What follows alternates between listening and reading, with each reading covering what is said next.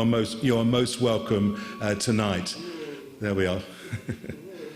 So good evening, and well, before we sort of get into the evening itself, I just wanted to give some practical housekeeping rules. We are not expecting a fire alarm.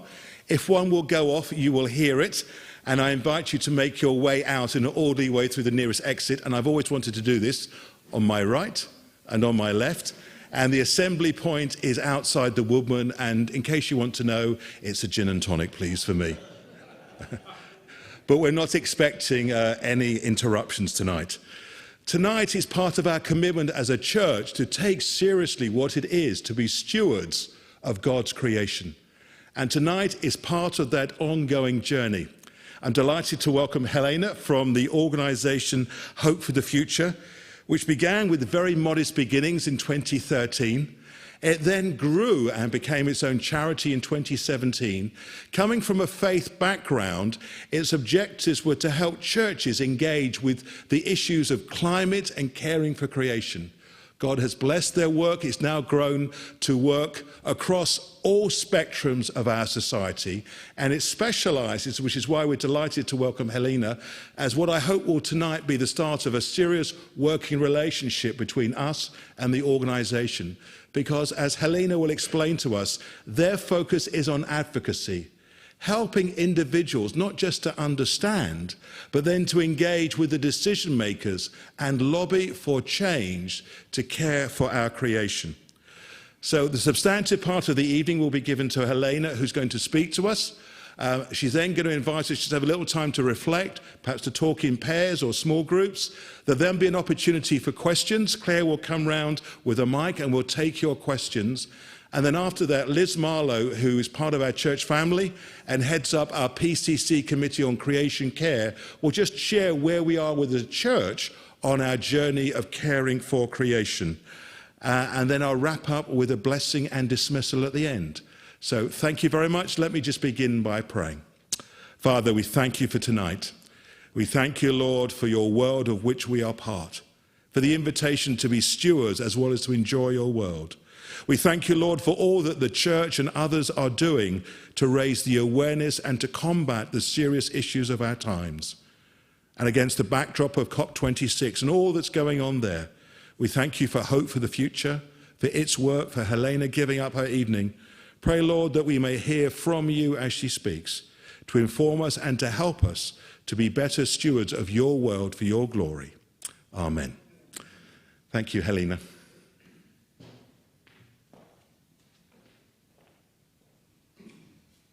Great. Oh, you can hear me. Wonderful. Yeah, hello everybody. Lovely to be joining you this evening. Thank you very much for that introduction. I feel like you've explained Hope for the Future better than I could have done. So that was a good start. So Hope for the Future work across the country to try and help you as constituents of your local politicians to communicate the urgency of climate change with them and to see decisive action taken on climate change. So my role at Hope for the Future is as a constituency support officer. So I'm kind of here to support you as constituents in your engagements with politicians. And a big part of my role is delivering training in our approach and what that is and kind of how to engage with your politicians effectively.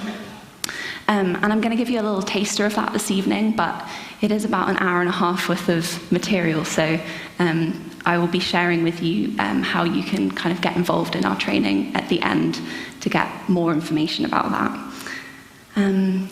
So to begin with, I thought it would be helpful to give you some kind of climate policy context, because I understand that you've been looking at climate change kind of in your sermon series through autumn, and I imagine you've talked quite a lot about what's going on and what the climate crisis is and kind of what we as individuals can perhaps be doing in our lives and the decisions that we make with what we buy and what we eat and all of those things.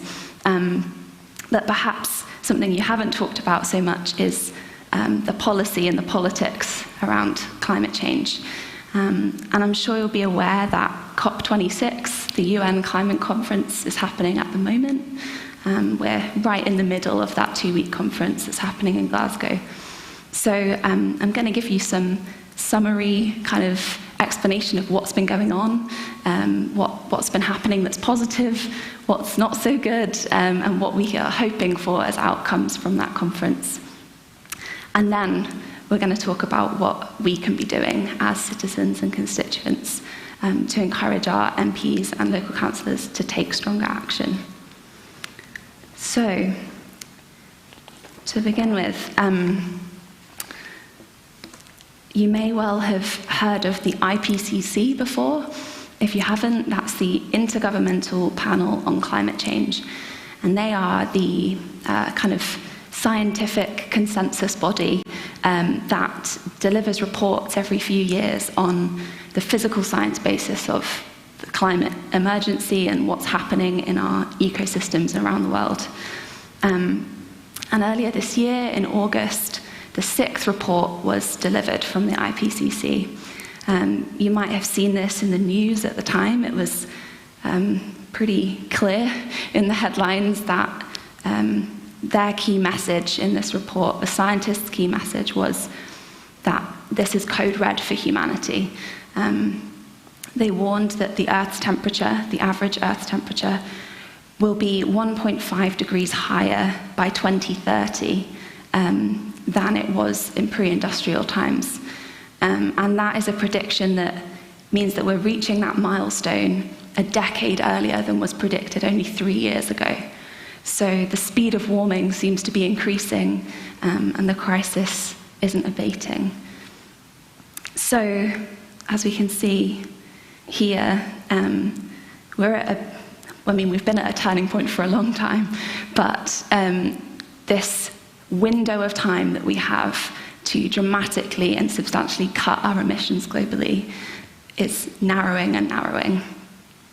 And that's why this conference that's happening at the moment in Glasgow is so important, and so much emphasis is being placed on the decisions that are made there. So as you can see on the graph, we are at the start of that orange line, and we're currently we've had 1.1 degrees of warming already. And so we've already seeing the impact of the deadly heat waves, the droughts, the extreme wildfires, the increasingly deadly cyclones and hurricanes, the flooding and the storms increasing. And that's only with 1.1 degrees of warming. And without those emissions cuts, we're potentially heading for 4 or 5 degrees of warming. So I think often when we talk about these numbers, it can be quite abstract and perhaps hard to imagine what does 1.5 degrees of warming mean. It doesn't sound like very much. So I have a video to show you which I hope reminds us again of the impact of climatic change on people and on our fellow church communities around the world. And the fact that this is a very present crisis. It's something that's impacting people right now, today, not at some distant 2030, 2050, 2100 date in the future. So let me just get that up. So this is a video from a charity called Uniting World. They're not a Hope for the Future partner, but I think this video really clearly shows us what's happening, particularly in the global south. So we're going to hear from a community in Tuvalu, which is one of the Pacific Island states, and they're being affected by climate change right now because their island is at sea level, and so it's disappearing. Small space is submerged underwater, and that is the end. With this small space is submerged underwater, that is the end, and that is the literal death of a people, of us as a people.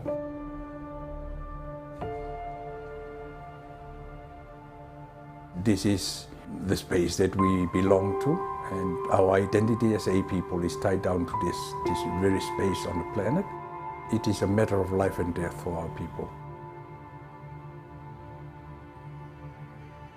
We need to fight the issue to keep us alive and have assurance of our life continuity.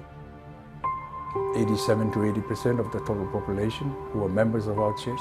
We believe that whatever impacts the daily lives of our people should be a concern of the church. And because of those challenges, the church needs to get involved. We really do worry because our place, I think, is only like not even more than 100 meters wide until the other side of the country of the island, where you can also see the seas. Here in Tuvalu, fish is one of our staple food that we totally rely on for our daily survival. However, due to the increase of heat temperature in the water, fish are forced to move further out. Basically, it becomes a very difficult exercise for our fishermen to do. I'm a gardener and I make a garden for my family, and I find it very difficult because of the salt in the soil. It's very hard for me to cultivate it, and it's been 2 years I've been trying to let them grow, but very hard to feed my family with the food that I grow from the garden. We heavily rely on rainwater, harvesting of rainwater for daily survival. If we don't have any water for more than a week, we consider that a drought. Soon enough, we will be in a state where we don't have enough to feed our people. And that leads to the creation of poverty.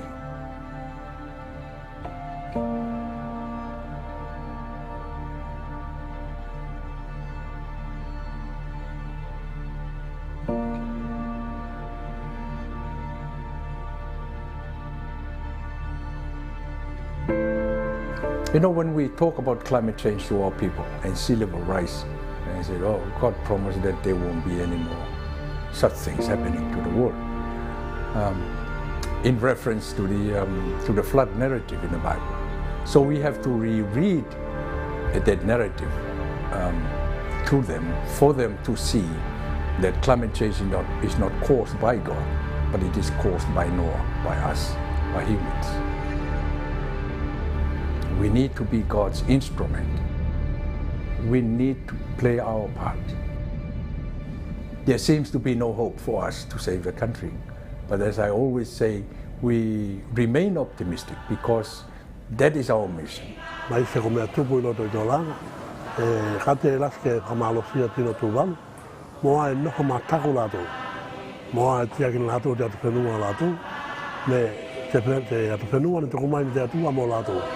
Tuvalu is our home.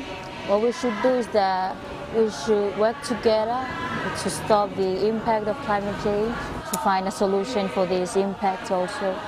I want people to help us, for us to have a better life. What we do is not only to save this country. I think it's about time that we Christians should stand together.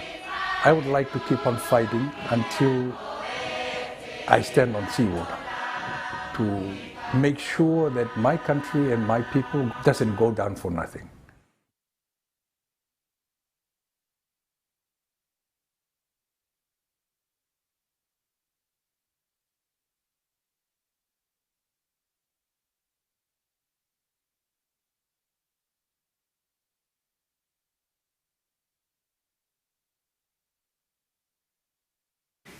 To not let the island go down for nothing, like the pastor said at the end. And I think when we're talking about the climate crisis, climate change, we can't talk about that without talking about justice and issues of justice. Because it is the poorest, the most marginalized, the most vulnerable in the world, in the global south particularly, who have done the least to cause the climate crisis, but are the ones who are being the most affected by it. So it's really important that those voices, those frontline voices, are being heard at the forefront of our conversations about how we tackle climate change and what the solutions are. And a really key forum where it's really important those voices are heard are the UN climate conferences. one of which is happening right now.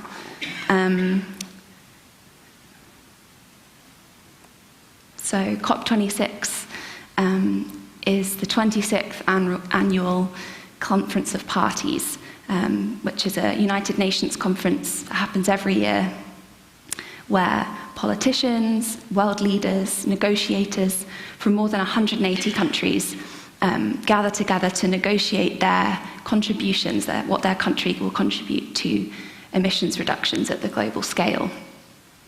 And this COP26 is particularly important because it's 5 years after the Paris Agreement, which was COP21. And you may remember in 2015 that was considered a really successful negotiations where countries agreed that we would try and keep global warming below 2 degrees and hopefully even below 1.5. So it was agreed then that by 2020, so COP26 was meant to be last year, all the countries that were part of this negotiations would make pledges of what they would be reducing their emissions by in order to keep 1.5 degrees alive. So COP26 is vital in doing that, in keeping that 1.5 degree target a possibility. And as I mentioned before, the report that came out earlier this year shows that we really do have about 8 years to do that, because otherwise we're already on track for 1.5 degrees of warming by 2030. So we need to reduce our emissions by 45% globally by 2030 to have a decent chance of keeping below that 2 degrees of warming. So it's a pretty big task. And really there have been 3 key focuses of what charities like Hope for the Future and other environmental organisations across the world have been focusing on, and those are climate, nature, and people. And so I'm going to now give you a little bit of a rundown of, within those 3 themes, what has been going on in the last week and where are we up to. So, in terms of nature, we've seen a pledge from a fair few countries, not all of them, to stop and reverse deforestation. There's been quite a significant amount of funding put towards that. So £14 billion has been pledged, both publicly and privately, to reverse deforestation across the world. However, there's been a lack of engagement from countries like Brazil and Indonesia, where a lot of that deforestation actually takes place. So I think you'll sense a theme by the time I finish this slide, that it's a positive, but there are a lot of drawbacks and there's a long way to go.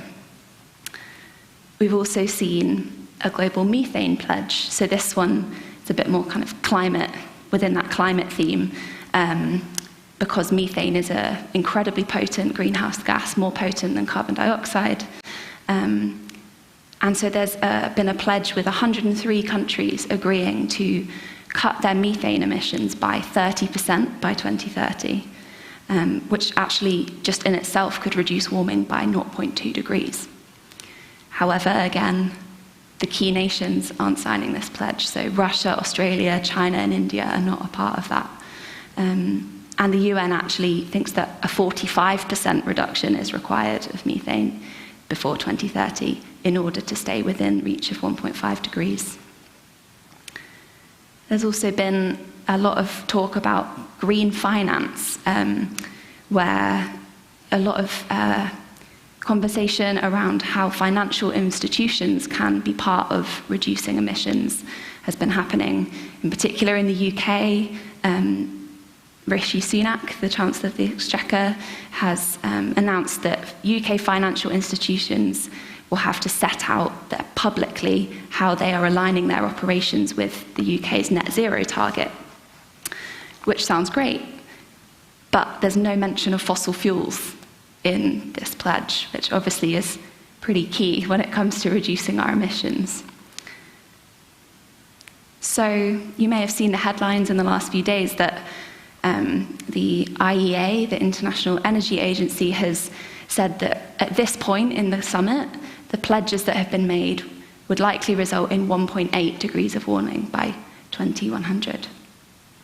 So that's good. That keeps 1.5 degrees alive, but it has the caveat of if actioned. These are just pledges. They're not actual worked out commitments of how that's going to take place in each country through policy. They're just a commitment to potentially taking action. So overall, there's a lot of concerns. We're at a point where there's potential for great success, but also it's been an incredibly exclusive COP. There've been a lot of issues with negotiators from small countries that don't have the funding and the kind of economic backing of their government to afford the quarantine measures that were required or to afford the accommodation in Glasgow to be able to access those negotiations. The kind of civil society presence has been excluded from the negotiations that they're normally able to access due to the COVID protocols. And this ultimately means that there's a lot of concern that this is just going to end up being greenwash and ultimately not result in the action that is so urgently required. And the key thing that really needs to happen in this next week are the short-term targets. So we have the big-scale pledge to reduce by 30% by 2030. But how are we going to reach that? Where are the in-between measures that countries are making and the policies that they're setting? So, yeah, it's a mixed bag at this point, and obviously there's still a week to go, so a lot may change. But there is also the fact that as president of COP, the UK continues to hold that presidency until the next COP. So we have a whole nother year of opportunity to be engaging with our own government and holding them to account on what they promise and holding them to setting an example globally as the hosts of COP on making sure that these short-term targets are in place. So that's hopefully where Hope for the Future can come in. I think a lot of what I was just talking about was quite internationally focused and quite sort of potentially dry in terms of how it connects to our own lives as individuals here in the UK.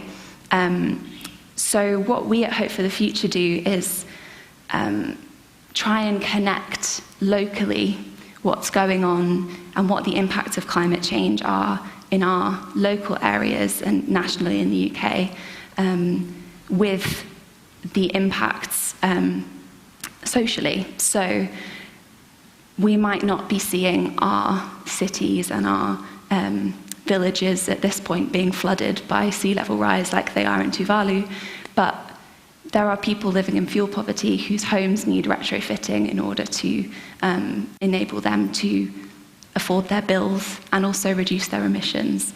There are huge amounts of investment required in public transport to enable us to get to places without needing cars and ultimately reduce our emissions. There are so many ways that we can connect climate change with social justice issues here in the UK. So as you can see on the screen, we do that by really supporting conversations with elected representatives. So a lot of that's been happening via Zoom, as you can see from that lovely Zoom screenshot. But we have started facilitating meetings with MPs and constituents in person again, and also running events, running schools, workshops, all these different ways that we can be talking to our elected representatives and telling them how important it is that they advocate for change. So there are sort of two facets to what we do at Hope for the Future, which I'm going to talk you through now. The first of those is ensuring that the conversations are had with those elected representatives, and the other is making sure they're effective conversations. So the Climate Coalition is a charity or a coalition that we are part of with many other environmental organisations in the UK, and they did some research a couple of years ago and discovered that 75% of people in the UK can't name who their MP is. They also found that only 10 to 15% of people contact their MP each year, and that only 34% of MPs actually agree to taking any action after a meeting. So we might look at those statistics, particularly the last one, and think, why should we bother talking to our elected representatives if they're not going to do anything? But I think we looked at these statistics and realised it's not the fact that MPs aren't agreeing to do things, it's that those conversations are breaking down. There must be better ways to talk to our MPs to ensure that at least 90% of them agree to do something. So, to tackle that first question, why should we bother? Talking to your MP is a means to achieve change. If we want to see change in our government and in our climate policy, then we need to engage with that. We need to be talking to the people who make that policy. This is also just a part of ensuring that democracy is effective, because climate policy affects all of our choices every day. It affects how we go to work, what we pay for our fuel bills, the quality of our health. It affects our life expectancy. So focusing on this local level and ensuring that the conversations are had with those representatives to make sure that we can fundamentally ensure that transition happens towards a low-carbon infrastructure through those buildings that need retrofitting, through making sure that there aren't too many roads built, that the utilities are present for that public transport and for the health protections that are needed to ensure our air quality stays breathable. Those are all local decisions, and those are all things that our representatives can represent us for in Parliament. So there are many routes of achieving change socially and politically, but a key one of those is talking to our MPs. We also can provide our MP with a mandate to act by talking to them about climate change. So it's both a way for us to have our voices heard and see those changes take place in Parliament, but also we find there are many MPs who really want to be talking about climate change, but they're not hearing from their constituents enough about that to feel that they have a mandate to represent them in Parliament. So you may find, if you have a conversation with your elected representative, that they're delighted to hear from you on climate issues, because it means that it gives them a stronger reason to represent those views in Parliament. We also found from those statistics I referred to before that there's something missing in our understanding of how to have a conversation with an elected representative. The media representations of conversations with politicians are often incredibly combative and can be quite aggressive, and they're not about collaboration, they're about picking holes and finding a reason to argue, ultimately. And so it's not really a surprise that when we end up talking to our representatives, we sometimes take on that approach. So we call these behaviours that result in this breakdown of conversation defensive behaviours. And we've seen many different forms of defensive behaviour over the years, but some of them are on the screen here. And these go both ways, from both the MP, but also from us as people talking to our MPs. So MPs can control the conversation, be really inattentive, just stick to their party line and not deviate from that at all, refuse to give any concrete answer, and sometimes even feign powerlessness and say that well, they can't actually do anything about this issue that we're raising. Similarly, campaigners can also control the conversation, show their irritation or be really dismissive, and end up exposing a knowledge gap that their MP might have, which results in the MP becoming defensive because they feel that they've got a knowledge gap. Or we can end up focusing on something so controversial initially with an MP that they don't want to take any stance on it because of how controversial that might be, whether that's locally or internationally. So what we're trying to do is offer a different way to talk to our representatives that doesn't result in these behaviours.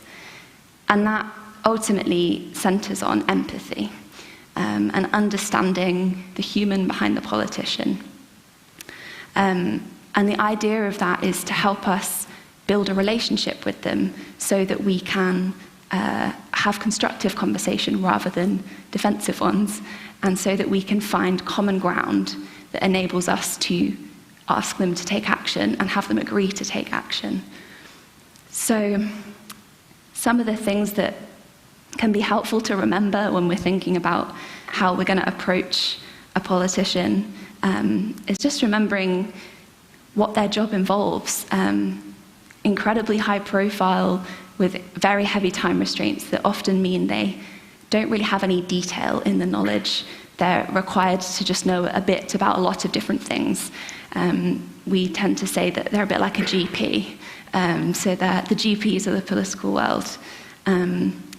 We can also think about what their values might be in terms of their kind of political perspective, which party they're representing. And we go into that in a lot more detail in our training, so I'm not going to go into too much further now, but just thinking about how politically, perhaps if they are on the right, they might be more focused around ensuring quality of life for the individual and for kind of economic benefit, and perhaps conservation being a particular focus when it comes to nature. But if they're more on the left, then it might be more about the language of kind of societal transformation or the kind of collective approach to these issues. That's obviously big generalizations, but that's the gist of what we mean by thinking about their values. Also, MPs often really feel the limits of being a local representative tackling a global issue like climate change. So we can remember that and give them the opportunity or give them the examples of how they can act locally to tackle that global issue. What is it specifically that they can be doing here in Ashtead or here in Surrey that is part of the global kind of collective action to tackle climate change? And MPs also often actually feel constrained by their party line. They're unlikely to tell you that, but there are things that MPs who are part of a party will disagree on with their party whip. And so actually talking to them and having an open conversation might be a way to help them see how they can be holding their party to account or constructively criticising from within. So I mentioned common ground before, and this is really the core of what we do at Hope for the Future and how we kind of approach engaging with an elected representative. Once we've taken some time to think about what our agenda might be as campaigners or as a collective, as a church, whether that's locally or more at the national or international level, I think on the whole our interests will be tackling climate change, but perhaps there's something else in there that's in particular that's happening around here that you'd want to focus on. We can then think about, okay, so what's our MP's interests? We can do some research, we can find out what their role is. Perhaps they're a minister or a shadow minister, or they hold a particular role in a select committee on transport, for example. We can look at their voting history, if they are involved in any campaigns locally. And all of this research gives us a picture of who they are as an individual and what their political kind of work is involved in. And then from that, we can find the overlap and what our common ground might be, and work out what we're going to ask them to do. Here, I just want to mention that we have a research team and a whole team of people who are really here to help you do this Venn diagram and work out what your interests are, what your MP's role and interests are, and where there might be some overlap, and advise you on kind of what policy is going on at the moment and what specifically you can ask your MP to do. So if you're feeling, oh goodness, this is a lot of information that I need to find and I need to understand politically, then that's why Hope for the Future are here. We're here to help you do that. So I think the easiest way to understand how this works is to have some examples and hear some stories. So I'm going to share a couple with you. This is Marie Rimmer on the left in that circle, and she is the Labour MP for St Helens, South and Wiston, which is a constituency in Liverpool. And a few years ago, we gave the Liverpool Justice and Peace Commission some training about how to talk to their MP, and then supported them to have a meeting with Marie. And in that meeting, Marie said to them that she really didn't know how she could help because she didn't know anything about climate change. So that gave us a pretty good indication of the fact that we could really offer her lots of support and information about what she could be doing and what she could learn about in terms of what was going on with the climate crisis. So we identified a couple of areas of common ground, and those were that she had an interest in tackling poverty and a real kind of social justice focus in her work in St Helens. And they also found that she was really interested in a local nature reserve proposal and also the impact of climate change overseas. So they met with her again with our support, with some suggestions for what they could ask her to do. And she ended up challenging the government in Parliament, in debates and through questions on the contribution of the UK's aid budget to fossil fuel projects overseas. And that was actually then dramatically cut. The fossil fuel project contribution was dramatically cut soon afterwards. And she's also continued to be really supportive of this local nature reserve with the local council. And that planning application has now been approved, so there will be a new local nature reserve being designated and looked after in the constituency. We also then continue to work with this growing group of constituents, and they organised an event earlier this year which focused on fuel poverty and home energy efficiency, which both Marie and another MP, Conor McGinn, locally attended because the issue of fuel poverty and kind of leaky homes is a really pertinent one to that area. And they're now working as a cross-party MP sort of informal coalition on improving retrofitting in the Northwest. So you can see how by consistently talking to their MP and doing their research, working out where their overlap of interest is, they've been able to take Marie from not knowing anything about climate change and not knowing how to help to being a really consistent advocate for better climate policy in the UK, and also in ways that really benefit her constituents. A slightly different example, this, you can sort of see him in tiny at the front of that group of school children, is Alex Chalk, who is a Conservative MP for Cheltenham. And we first worked with some constituents when he was very newly elected, which is a great time to talk to MPs because they're all ears to their constituents.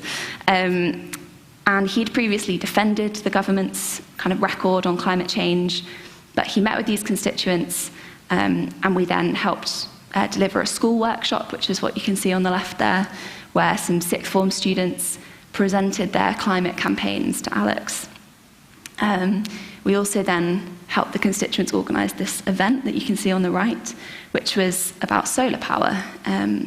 And he agreed at that event that the government should be doing more on incentivising solar energy and reducing tariffs and all those sorts of things. And we focused on the kind of energy theme because we found that that was something that he had been interested in the past and been talking about in Parliament. So after this event and this workshop and the meetings he had with the constituents, he ended up scrutinising his own party's policy in Parliament on solar power, asking questions in debates and committees. And he actually ended up being the MP that proposed the bill to commit the UK to reaching net zero emissions by 2050. So a pretty significant moment that was in 2019 when the government backed his proposal, and making the UK the first major economy to mandate that 2050 net zero target by law. And the significant thing for us in the fact that he proposed that bill, we don't think that it was all us that was the reason for that. However, he did thank the people of Cheltenham when he shared the news of this bill being passed, for the ways that his constituents had influenced the way that he prioritised climate in his kind of agenda in Parliament, and for the ways that they'd supported him in doing so. So he was obviously really grateful for the way that they had raised his awareness of that issue and supported him in his work.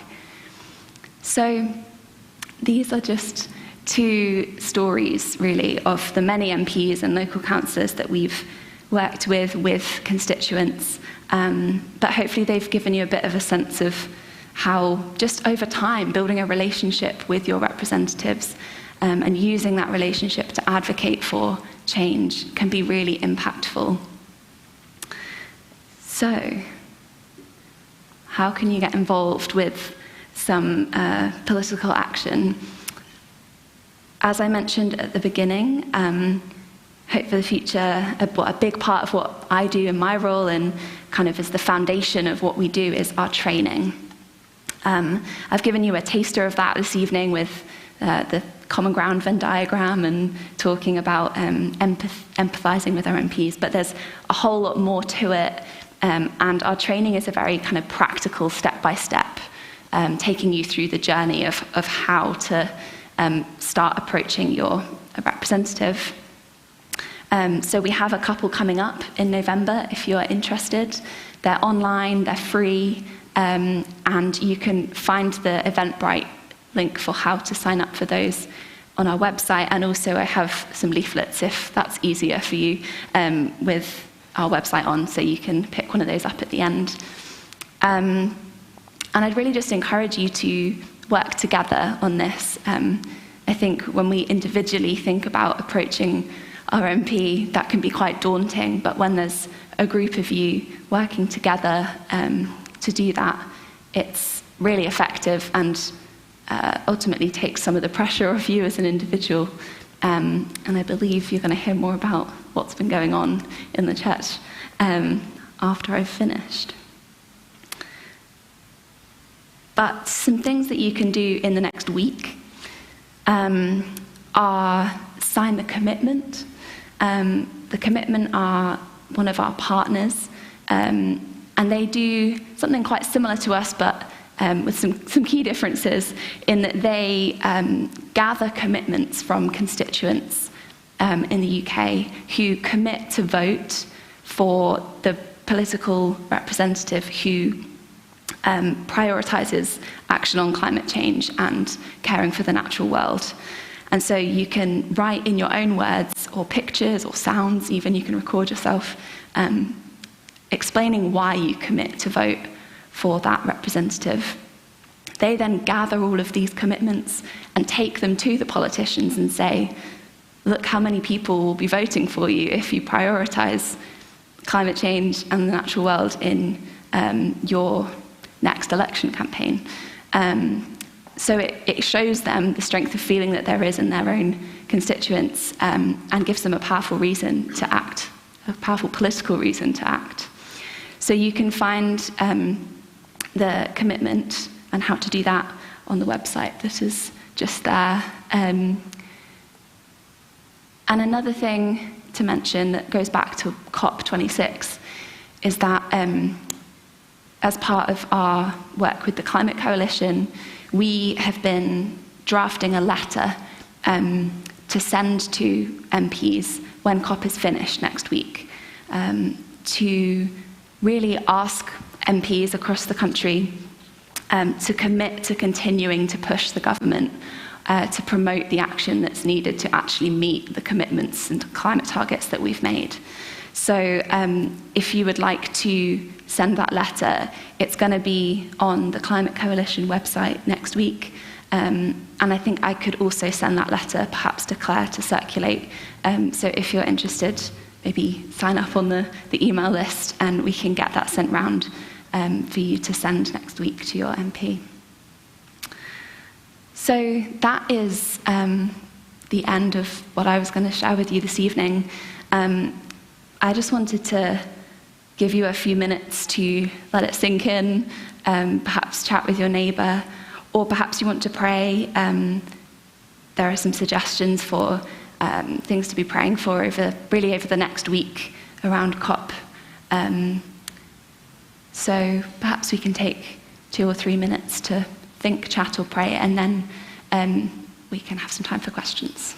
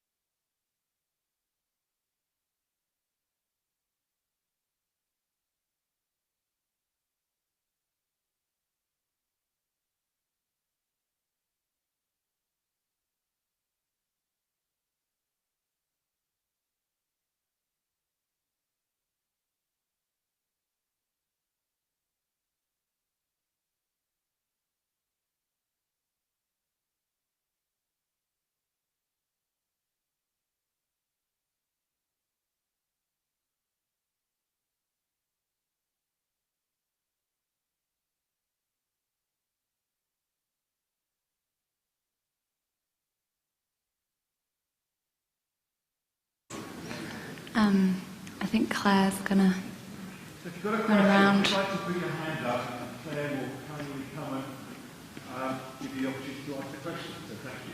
So if you just give your name and then ask your question. Hi there, David. Hi. It would be very useful. Well, our MP has been RMP for quite a long time. So So you've been Transport Secretary, for example. Mm-hmm. It would be very useful to know how he has voted on issues to do with climate change and environment and so on.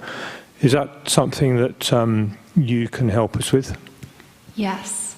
Not off the top of my head, but yes. Who is your MP? Chris Grayling. Okay. Yes, absolutely. We have a team of researchers who spend their days writing what we call tailored lobbying strategies for specific MPs. So that covers, voting history, roles, things that they've shown interest in, perhaps not through voting, but kind of other activity.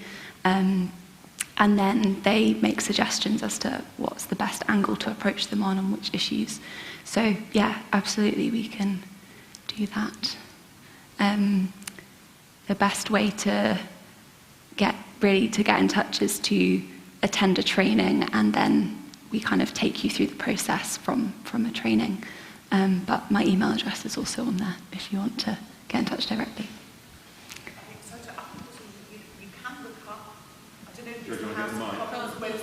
Yes, you can. You're right. I've only ever done it once, but I can't remember how you can actually look up on certain votes how your MPs voted, but I don't know how far that goes back. Yeah, broader. No, because I think specific vote. Is it the House of Commons website? There's Hansard, which is the database of everything ever said in Parliament. Which can be quite an overwhelming search.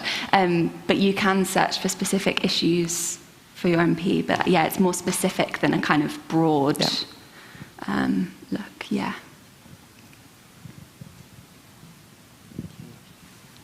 Yeah, Phil Marlowe. Thank you very much. You're welcome. I love the stories. Is it best for us as a church wanting to represent our view here in Ashtead to do this as a group with Chris Grayling, or is it better for us to go individually to him? What's the best strategy? Yeah, it's a good question. I think I would say a group, in the context of a church, a group can be really effective. I have worked with a fair few church groups recently that I think have found that because they are a sort of local institution in themselves and are, as a group, able to kind of represent that institution to the MP, that can really catch the eye of an MP as opposed to individuals approaching them. So I would say it's definitely a good way to go about it. That's not to say that approaching individually doesn't work either, but I think you have quite a unique kind of reputation as a church to approach Chris Grayling. So, yeah.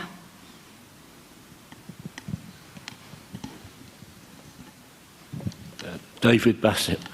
You may have heard of a young lady called Greta Thunberg. Yes. Even the last week she's had her usual media coverage. And I just wonder, do you think she actually helps the cause of climate change, or is she too negative and a bit of a brat, I think she's brilliant, and I think we need people like her, and we also need people talking to their MPs in a more a kind of empathetic, constructive way. I think they're all part of the same, they've all got the same goal. I think I can find talking to MPs all day quite frustrating sometimes, and the kind of, I guess, coming at it with a more nuanced, empathetic approach can also be frustrating sometimes because they're not doing enough. And I think, but what Greta does is really cut through to exactly what does need to be done and the urgency of that in a way that perhaps we can't communicate as dramatically in an MP meeting with an MP who's not particularly on board with that kind of agenda yet. So, yeah, I think we need everything. We need all of those methods. Yeah, our Prime Minister has been quite heavily criticised for not putting in the hard work before the conference to ensure that people were there and to ensure that they were bringing real commitments to the table. What can we now do to encourage him, if you like, to try and repair that after the event? Great question. I think what's been interesting about the shifts that we've seen in the Conservative Party and in the Conservative government over the last few years is how they've really grasped hold of this climate agenda, and the fact that we were hosting COP was a big part of that. I think the kind of reputation on the world stage being at stake. So yeah, it is, as you say, there's been a lot of criticism of the fact that we didn't perhaps grasp that as effectively as we should have done. After COP, I think, well, as I mentioned, we are still the COP president. We still hold the COP presidency until the next one, which I think will be in Egypt next year. So I think when it comes to Boris Johnson, he's very swayed by his backbenchers. So if we can be talking to our MPs, and I guess you don't really have a backbench MP here in Ashtead, but he is now. Ah, perfect. So you do, there you go, talking to a backbench MP and actually ensuring that there's criticism coming from within the party of what's going on, and that there hasn't been enough action is actually really important and really quite effective. And I think also you may have seen recently the coverage of this new group that are sort of forming in the shadows in the backbenches of the Conservative Party around the cost of net zero, and the fact that there's some issues being raised around the impacts of the cost of the policies that are being pushed through affecting the poorest in our society. And some of those criticisms are fair. It's not to say the way that they're taking it is that we just shouldn't do anything at all, therefore. But actually there is a need for better climate policy. So pushing your MP to support the policy that's being put forward and improve it, I think, whilst it's not directly to Boris Johnson, it's he listens to his backbenchers because they're the ones that sway the majority that he has. Yeah, that felt like a bit of a ramble. I hope that was helpful.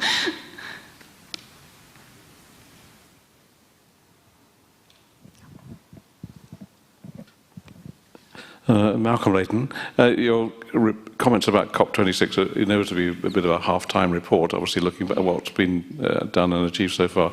Do you have any insight or as to what else we might expect to come out of the remaining days? What particular issues are being addressed by the experts, as it were? Yeah, well, today I know was the loss and damages day. So that's I think that was a disappointment that it was only given one day of the whole conference, but that's really talking about the financing that's given to Global South and developing nations for the loss and damage that they're incurring as a result of climate change by the nations like ourselves who've caused the crisis. So that was today. I'm not sure what the outcomes have been of today, but I think the key thing that's happening this week in the second half is the focus on the short-term targets and trying to get as many nations signed up to those pledges that I was mentioning before as possible. So that methane pledge, the deforestation, and yeah, trying to make sure that they finish with a consensus and a commitment to, and that those pledges add up to 1.5 degrees rather than more than that. Yeah, other than that, I'm not sure of specifics per day. Relating to loss, how can corporations be stopped from suing governments who close down oil wells or coal mines? There doesn't seem to be any mechanism for doing it? No, you're right. There isn't. That's a very good question. I don't know the specifics of the kind of policy around that. That's what I leave to the research team. But you're right in that there is a lot of issues at the moment in terms of, oil and gas, fossil fuel companies with their licenses to drill or explore, that then have loopholes in our policy that we've committed to no more coal, for example, and we're potentially opening a new coal mine in West Cumbria. There are loopholes that exist from previous exploration licenses that were before that commitment was made. So, I don't know the mechanisms of how it can be stopped, but it's definitely something that needs attention. I gather even the British government is suing, or some British firms are suing someone in Colombia, which is obviously much poorer than we are. I haven't heard of this one. Ted, when I look at the news on the television and I see that there are huge industries, coal, oil, nuclear, whatever, they're at COP26, who are very keen to put large sums of money into slowing down the whole sort of process so that they don't lose too much money on the way. And then I think of us and our churches coming together in similar groups. It feels that we are a little local football team in a little town somewhere, trying to compete with the Arsenals and the Chelseas of this world when you're thinking about industry and so on. And I go home or go to bed feeling pretty depressed at the moment. Yeah. I completely understand how you feel.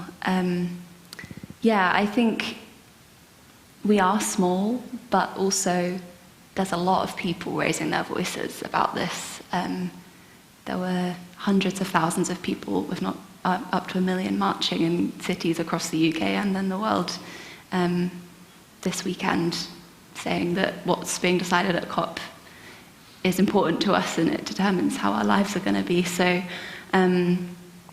yes, I think when we look at just our small communities and groups, we do feel small.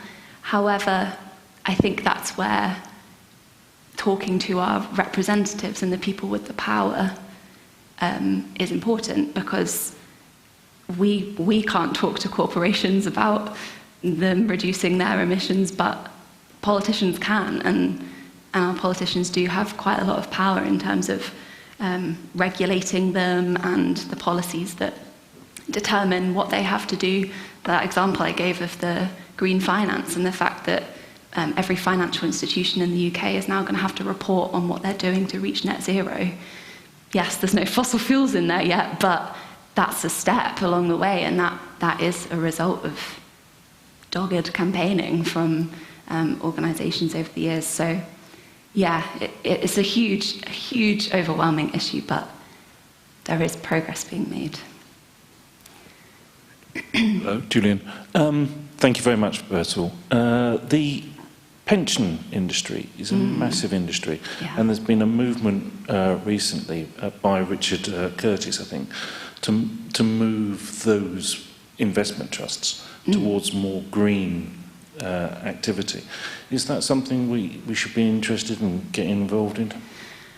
Yeah, I have actually been working with a group in Reading whose MP is the Shadow Pensions Minister, so they've been talking to him a lot about pensions recently.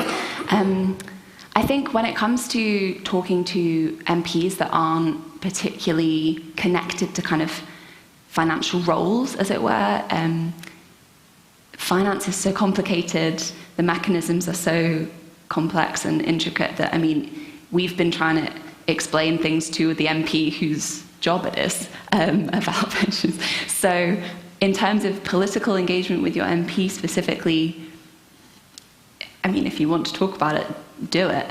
In terms of the kind of outside of the political realm, I mean, you may have heard of Operation Noah.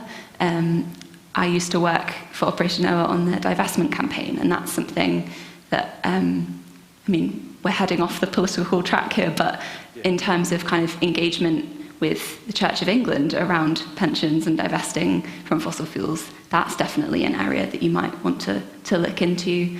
And I know there's also quite a lot of work going on in a group has been engaging with Surrey County Council pension fund for quite a few years now, trying to get them to divest. That might be something you could look into if you're particularly interested in pension divestment. Yeah.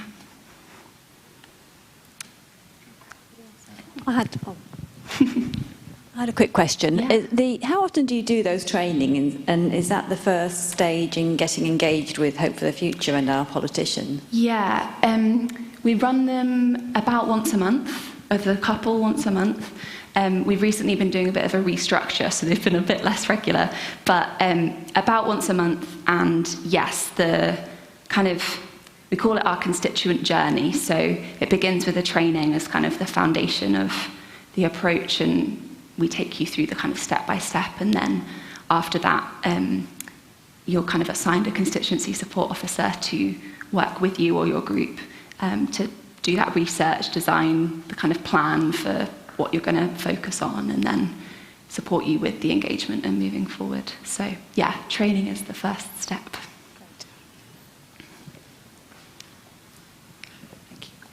I don't know how much you might be able to answer the question, but I wondered if, I think often the church, particularly the Church of England, is criticised for perhaps being quite safe, and a lot of people don't like it when they see the church becoming what they think is political. And I just wondered if you or Hope for the Future have a view, you know, should the church be being more forceful and a bit more kind of militant on these issues, or could that be counterproductive? Yeah, I think when it comes to climate issues and climate change, it is an obviously political issue, but it's also completely beyond party politics. It's something that affects everyone, whatever your political views are. So, I mean, that's why we're as an organisation are politically neutral. Like, we don't take a party political stance.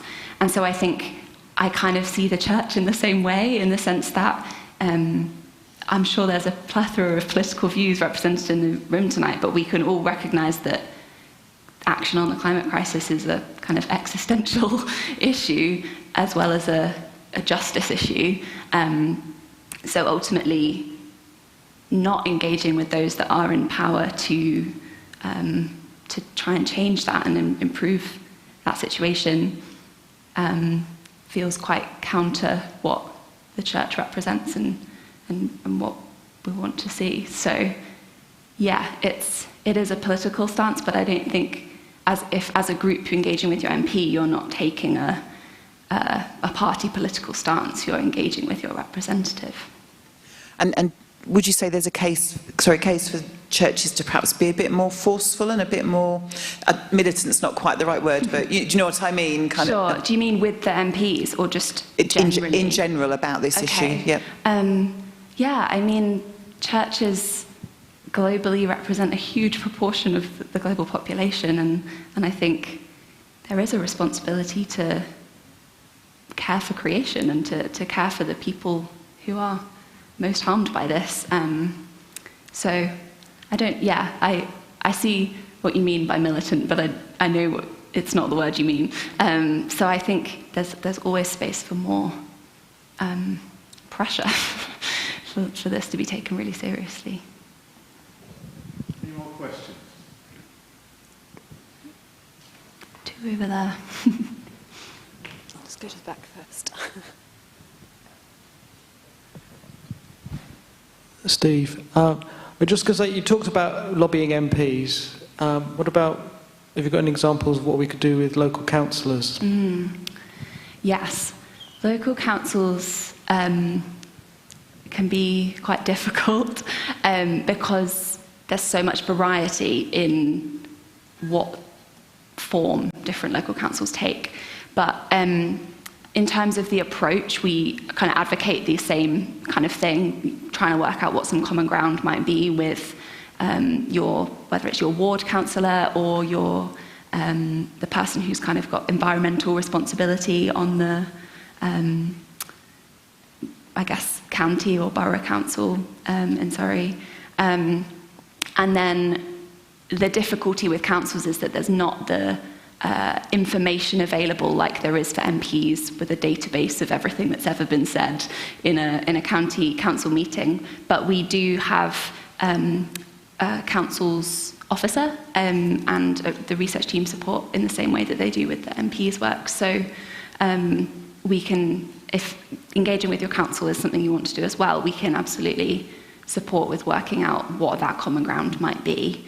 The advantage of talking to your local council is that you can really focus on those local connections, and they will have responsibility for things like transport and waste and all those things that really clearly connect to the kind of climate and environmental side of things.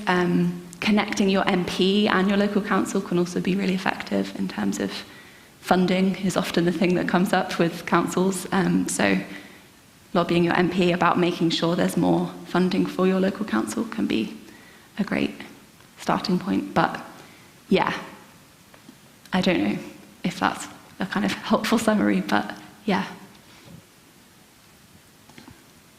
One more question?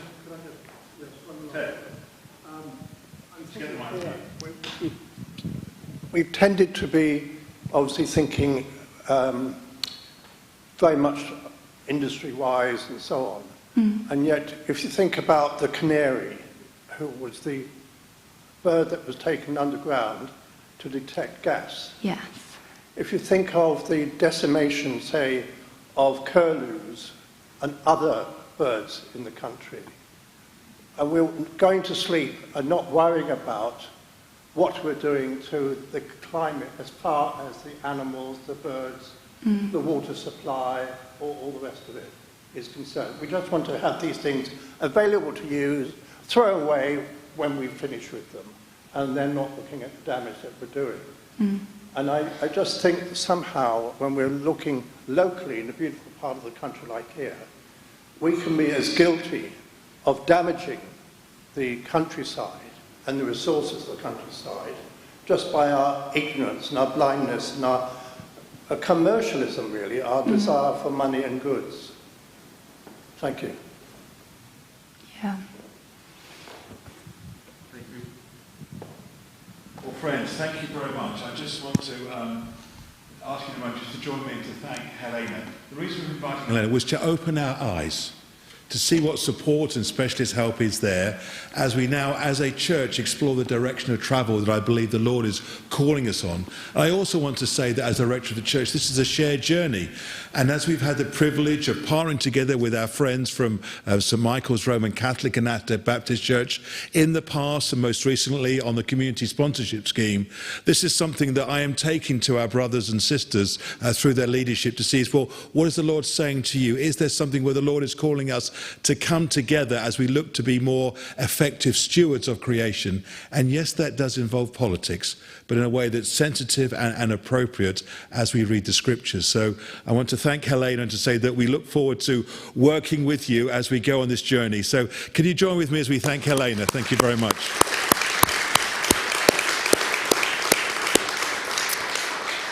And just for the final 5 minutes, we're going to invite Liz Marlowe, who heads up our recently formally appointed creation care group of the PCC in the church, just to show a little bit where we're up to as St Giles and St George's. Thank you.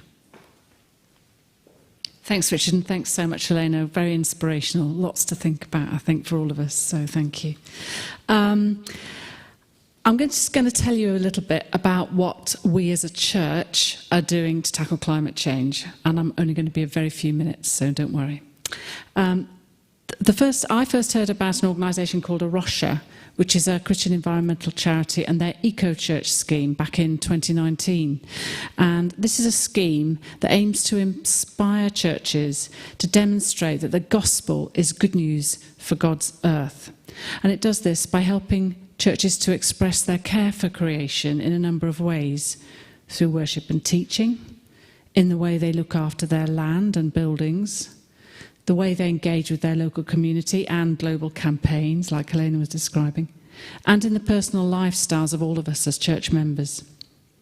So, with the support of the PCC back in 2019, a small group of us met and completed the Church Questionnaire in order to establish where we were at as a church on these issues, so that we could consider our church's impact on the environment and make changes in the various areas that I mentioned. So at that time, we didn't meet the targets, not quite set for us to reach a bronze award. There are, of course, 3 levels, bronze, silver and gold.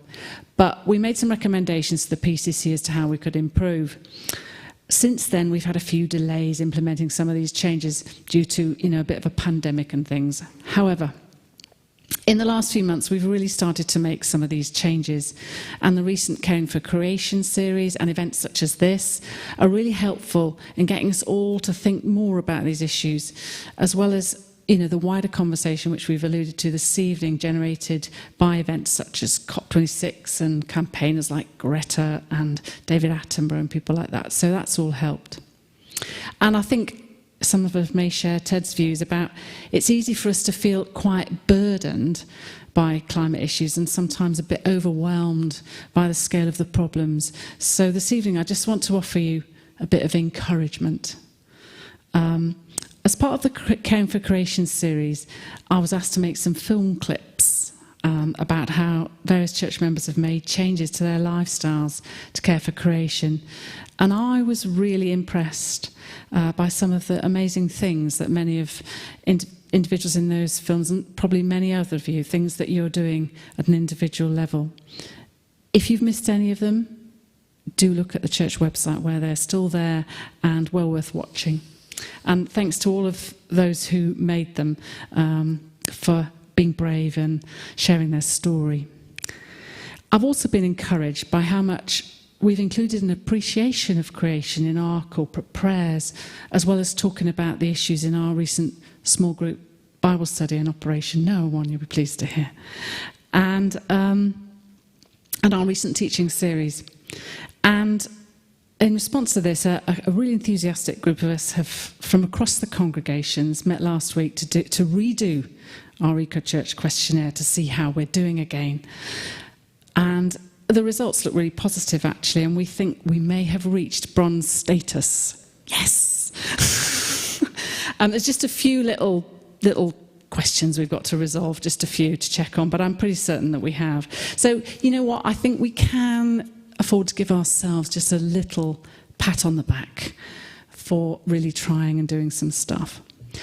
So well done, everyone. However, we don't want to feel complacent, and we're going to be looking to make some more changes in the near future. And this group of lovely people I mentioned earlier are going to be working hard to help all of us to do this and get involved in it. If you're interested in getting involved, do have a word with me afterwards. And so, because as a church, we're quite privileged actually in being custodians of wonderful buildings, not just this one, but lots of others, and actually beautiful land around, particularly around St Giles's Church, which I personally hadn't really appreciated until lockdown, when I was confined to walking around locally. And we really need to challenge ourselves to manage these in a way which cares for creation more. And we're also part of an amazing community, a church community. And together, I actually feel we can make a difference by, obviously, we've talked about lobbying that Helena's talked about, but also setting an example in the way we respect and care for God's creation, which can inspire those around us and, the rest of Ashtead and beyond to help us care and value our wonderful planet. So my message really is, well done, everyone, for getting so far, but keep going. Thanks.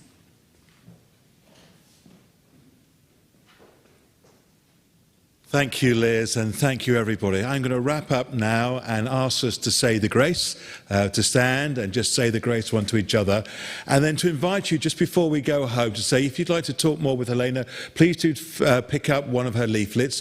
If you'd like to find out more, you can put your email address there, and that will then be used to give you more information from the church as we progress things, if you don't speak to Liz. Otherwise, speak to Liz or myself. And thank you for coming tonight. This is to help us understand, to start to look to engage politically as part of our stewardship for where we're going. So if you can, would you like to stand? And shall we say the grace? The grace of our Lord Jesus Christ and the love of God and the fellowship of the Holy Spirit be with us all evermore. Amen. Thank you very much. Good night. Helena's there and Liz too.